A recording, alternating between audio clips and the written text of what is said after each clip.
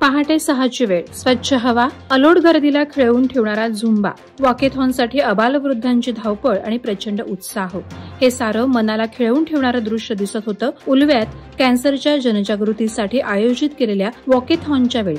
कॅन्सरचे वाढतं प्रमाण लक्षात घेऊन दीपिशा कॅन्सर सेंटर आणि रिसर्च इन्स्टिट्यूट तर्फे उलवे येथे कॅन्सरच्या जनजागृतीसाठी दीपिशा फाउंडेशनच्या संस्थापक डॉ. दीपाली गोडघाटे यांनी वॉकेथॉनचं आयोजन केलं होतं. ही वॉकेथॉन 3 गटात झाली. सहभागींना टी-शर्ट आणि मेडल दिलं गेलं. उलवे येथील रिलायन्स जिओ इन्स्टिट्यूट टॉवरजवळ उत्साहात ही वॉकेथॉन झाली. यावेळी प्रमुख पाहुणे साई मंदिर वहाळचे संस्थापक रविशेठ पाटील, शिरीष कडू आणि रोटरी क्लब ऑफ उलवे नोडचे सर्व माजी रोटेरियन्स यांच्यासह मान्यवर हिरिरीने सहभागी झाले होते. उरण पीरवाडी रस्त्यावर लिबर्टी पार्क सोसायटीजवळील झोपडपट्टीत आज एक थरारक घटना घडली.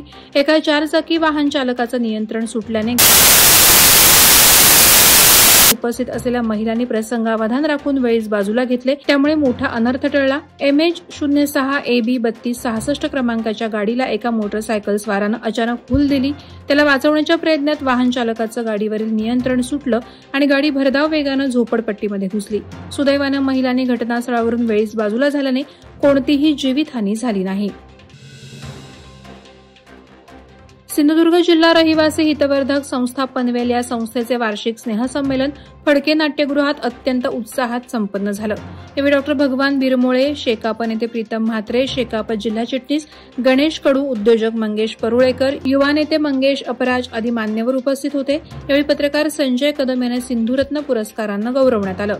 याप्रसंगी रमाकांत चव्हाण आणि संजय साटम यांना जीवन गौरव आणि पत्रकार संजय कदम यांना सिंधुरत्न या पुरस्कारांनी गौरवण्यात आलं. याप्रसंगी शेकाप नेते प्रीतम म्हात्रे यांनी संस्थेला अडचणीमध्ये पूर्ण सहकार्याचं वचन दिलं. खारघर येथे तबलिगी जमातीचा इज्तेमा कार्यक्रम समाप्त झाल्यावर परतताना शिवकुमार शर्मा याचा ट्रॅफिकमध्ये 2 तरुणांशी गाडी चालवताना शाब्दिक वाद झाला. त्यात या तरुणांनी शिवकुमार शर्मा याच्या डोक्यात हेल्मेटने आघात करत त्यांना संपवलं. यातील फरार आरोपींना 1 आठवडा उलटल्यानंतरही अटक न झाल्याने या घटनेच्या विरोधात खारघर, नवी मुंबई येथील हिंदू समाजात प्रचंड रोष पसरला आहे. विश्व हिंदू परिषद बजरंग दलच्या नेतृत्वात हिंदू समाजाद्वारे खारघर पोलीस स्टेशनसमोर अमर स्वर्गीय शिवकुमार यांना श्रद्धांजली देत आरोपींना त्वरित अटक व्हावी यासाठी श्रद्धांजली अर्पित करून धरणे आंदोलन करण्यात आलं. खालापूर तालुक्यातील डोनवत येथील AMNS कंपनीतील कंत्राटी कामगार आपल्या मागण्यांसाठी कामबंद आंदोलन करणार असल्याची माहिती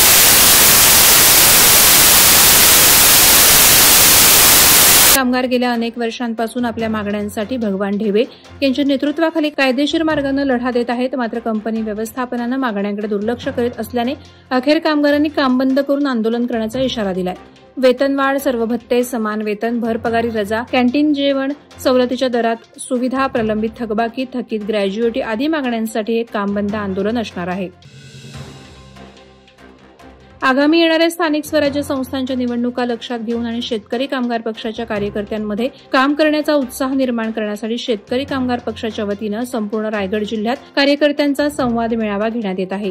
पेठमध्ये झालेल्या मेळाव्यात बोलताना भाई जयंत पाटील यांनी उद्धव बाळासाहेब ठाकरे गटाच्या शिवसेनेवर नाराजी व्यक्त करत विधानसभेच्या निवडणुकीत शिवसेनेनं आयत्यावेळी आमच्याशी गद्दारी केली असल्याचं सांगून यापुढे कोणतीही गद्दारी सहन केली जाणार नाही असं स्पष्ट केलं.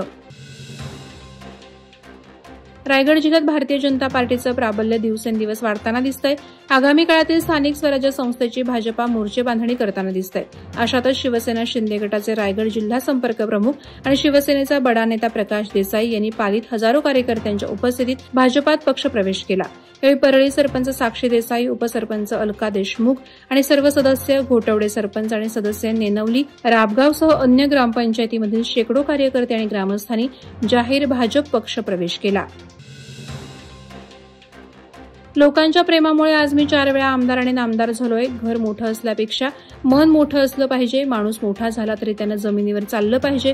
आम्ही गरिबांचे शेठ आहोत असं प्रतिपादन रोजगार हमी योजना खारभूमी विकास कॅबिनेट मंत्री भरतशेठ गोगावले यांनी केलं.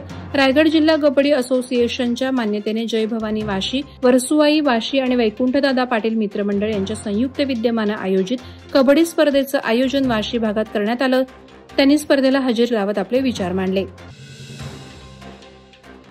रोहा नगरपालिकेच्या हद्दीतील भुवनेश्वर कालवा रोड परिसरातील 17 घरं ही राज्य शासनाच्या नव्या धोरणानुसार अधिकृत करता येऊ शकतात. याच अनुषंगाने या घरांना मालकी हक्क मिळावा अशी जोरदार मागणी माजी नगरसेवक समीर सकपाळ यांनी खासदार सुनील तटकरे यांच्याकडे लेखी स्वरूपात केली. सकपाळ यांच्या मागणीनंतर खासदार तटकरे यांनी तातडीनं हस्तक्षेप करत प्रांताधिकारी ज्ञानेश्वर खुटवड यांना थेट फोन करून त्वरित बैठक घेण्याचे आदेश दिले.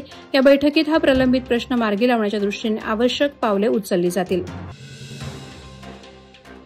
उरण चिरनेर परिसरात वानरांचा उपद्रव वाढलाय. वानर आणि उंदरांमुळे शेती आणि पिकांचं मोठ्या प्रमाणात नुकसान होत आहे. वानरे आणि उंदीर वाल, चवळी, आंबा, भाजीपाल्याचं नुकसान करत आहेत. कृषी व वन विभागाच्या दुर्लक्षितपणामुळे शेतकरी संकटात सापडले असतानाच वाल, चवळी पिकांवर अमरवेलीचेही संकट ओढावत आहे. सातत्याने डोंगराचे होणारे उत्खनन यामुळे अन्न पाण्याच्या शोधात वन्य प्राण्याने आपला मोर्चा नागरी वस्तीकडे वळवलाय. या वानरांचा बंदोबस्त करावा अशी मागणी शेतकऱ्यांकडून होत असतानाच वाल, चवळी पिकांवर अमरवेलीचं संकट ओढावलंय.